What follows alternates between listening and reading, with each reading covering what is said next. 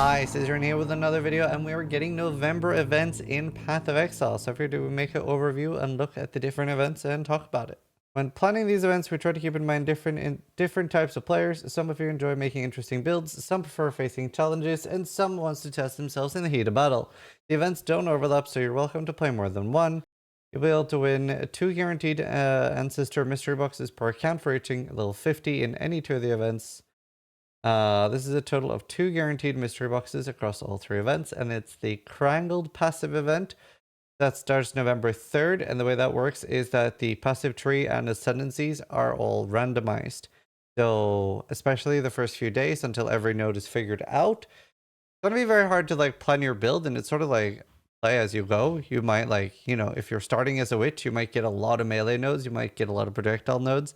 You might ascend as an occultist, and occultist might give you fortify, etc. So very, very fun, can be really, really tricky to figure out a good build, and you want to be like very, very generic. You want to farm regrets early.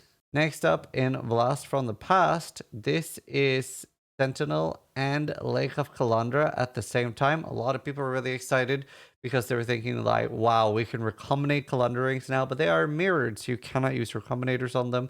But still, loads of really cool stuff, and none of the leagues are voided, or one of them. Yeah, the next one is voided. The first 2 are not voided. That means that you get to keep the stuff on standard after the race, and you lose 5 times XP upon death, and there is no hardcore for the second time in events. I don't know why this is happening. Usually all the like 4 fun events have had solo self-found and hardcore, and hardcore solo self-found as options. And I know there was a large amount of complaints last time there were events because you are unable to compete as a solo player. There are groups of up to 10 to 20 people that are basically boosting people to win. So you might have like 10, 15 people trying to make sure one person is winning. So it is very, very hard for those that don't have like 10 people to like pull them stuff or help them, etc. That was a big complaint I saw last time, that just solo players, especially people that aren't super competitive to begin with, who normally has a good chance to maybe get top 10, top 5 in these events, are just completely out of the running.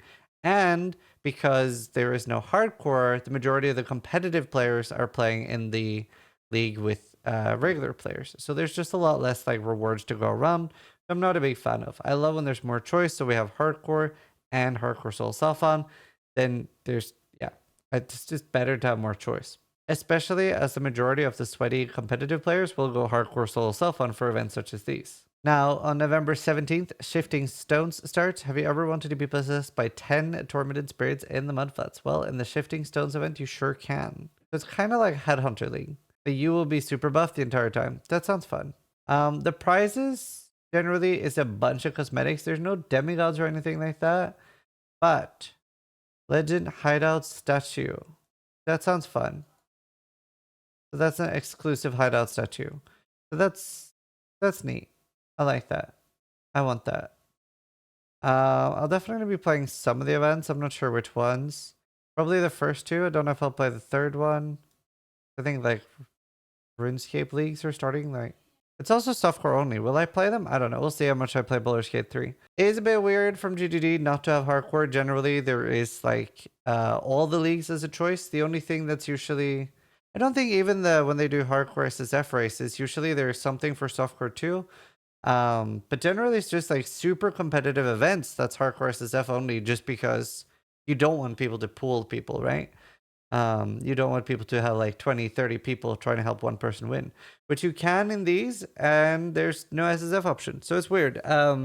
Hopefully they'll change their mind. This happened last time too, and I didn't play any of the last events because of that.